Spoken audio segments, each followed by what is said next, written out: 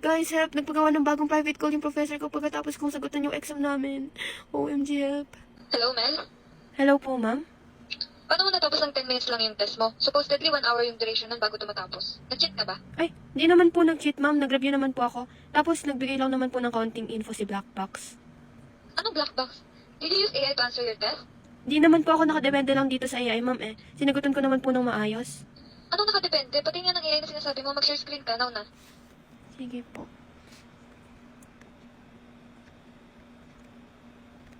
Hindi naman po ako nag-cheat eh. Di ba po ito po yung ginawa po yung exam. Tapos Okay. po, kinapi ko lang po siya. Then pumunta po ako dito sa black box po na sinasabi ko. Tapos ayan po.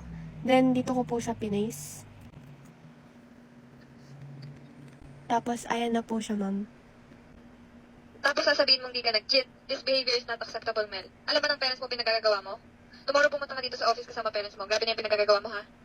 Sige po, ma'am. Sorry po. Tapos yung bags mo, ayusin mo. Ay,